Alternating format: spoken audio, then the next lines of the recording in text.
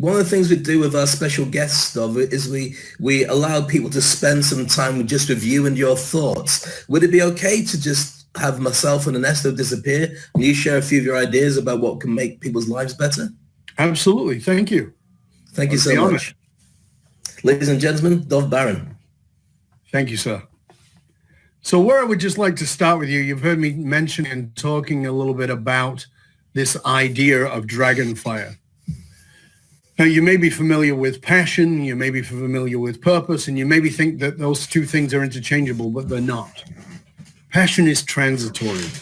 I want you to think about that. I want you to think about when you were 15, what were you passionate about? When you were 20, what were you passionate about? When you were 30, 40, or 50, you'll realize that over time, your passions change. Passion is transitory. And we've been fed this idea that you've got to follow your passion, but your passion will burn out. And if you're at all entrepreneurial, you may even feel like you're a bit flaky because the thing that you were passionate about last week is not the same as this week. So I want to bring you to something that's more important than that, because it is not transient, it is permanent. And that is your dragonfire. Passion is found in joy. If you go looking for your passion, you'll say, oh, I'm passionate about fishing, because you just have such joy in that place. Or you're passionate about dancing, but you're not going to make a living out of that. You're not looking to. That's okay. Those are passions. They're transitory. But here's the thing I want you to understand. When you're looking for your dragonfire, you're going to have to look in the place you would not think to look. Your dragonfire is not found in your pleasure. It is found in your pain. Now, let me explain that. Human beings are motivated by two primary forces, pleasure and pain. Pleasure moves us short term. Pain moves us long term. There is a pain that took place somewhere in your life, probably in your formative years, certainly before you were 12, but likely even before you were 7. And you go, well, I don't remember my childhood. You don't need to. I'll tell you why. Because your dragonfire, that pain that was within you, is something that you're trying to heal by nature. It's who you are. And when you really get that, you get to change the world with it. I'll give you an example. Very recently, I was interviewed on a radio station in my hometown here. And we were talking about dragonfire, and the interviewer was saying to me, how do you find your dragonfire? And I said, well, let me just tell you about your pain as a child. Now, I don't know this person. And he said, okay, with certainly a bit of trepidation about the whole idea. And I said, I can tell you that when you were a child, you either had very busy parents or you were a member of a large family. And the guy just looks at me and his eyes just pop open.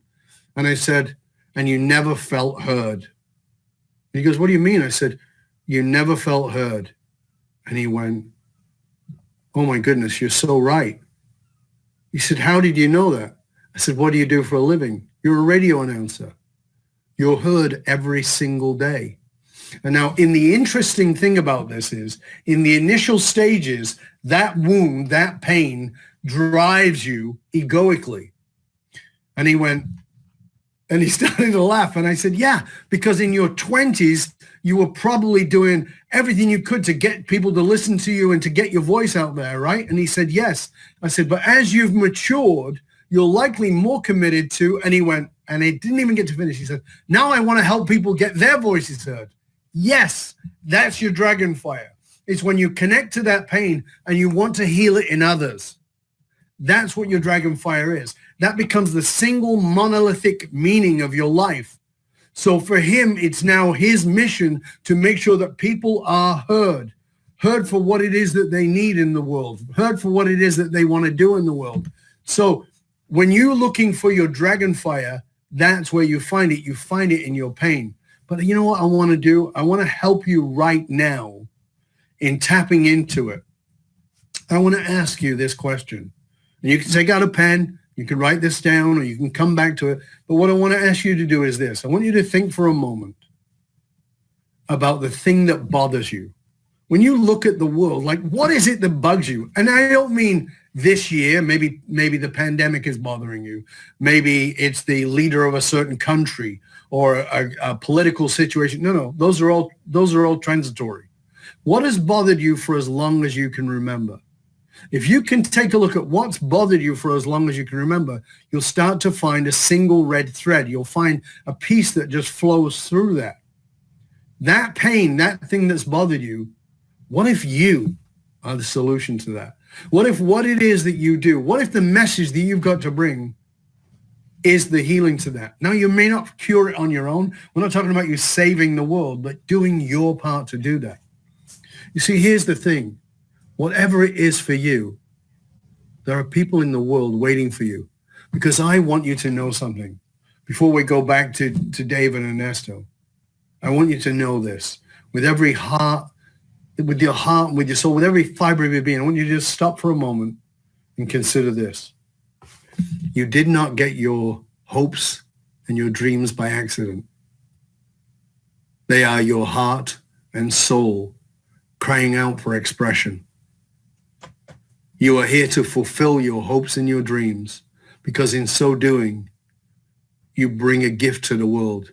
When you know that you are a gift to the world, you become a gift to the world. You start to make that shift. The world is waiting for you. Stop playing small. I know you're afraid. I get it. We're all afraid. Maybe you're afraid of offending people. Maybe you're afraid of losing your job. But you know what? You've learned through this pandemic, nothing is permanent.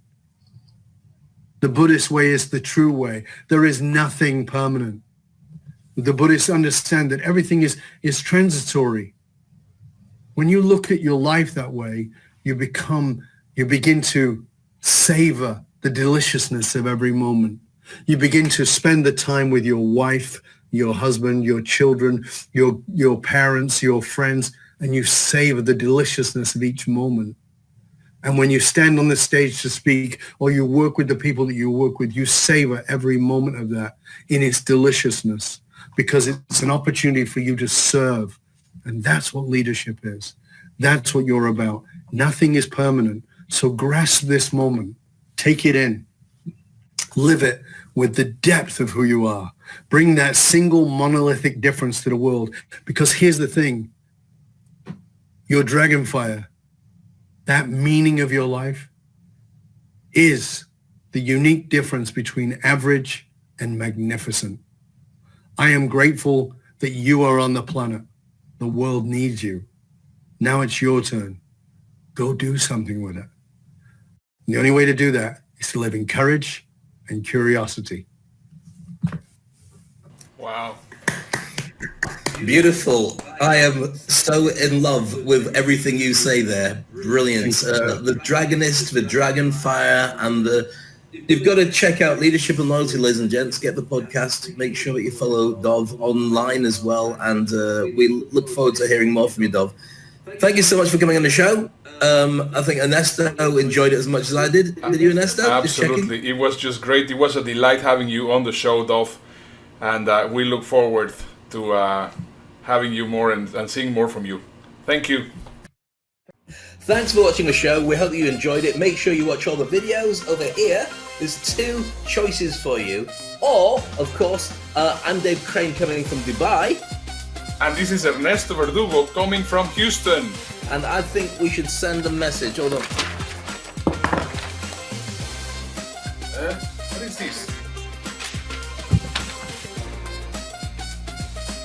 Subscribe. Make sure you do. Otherwise, you're going to miss out on all the brand new shows, all the tips, tricks, tools, and techniques, and you'll get none of them. And what's even worse is we'll have to get proper jobs. So make sure you subscribe. I would love to see you on future shows of the Toilet Paper Diaries. You can put it down now, Ernesto. Put it down.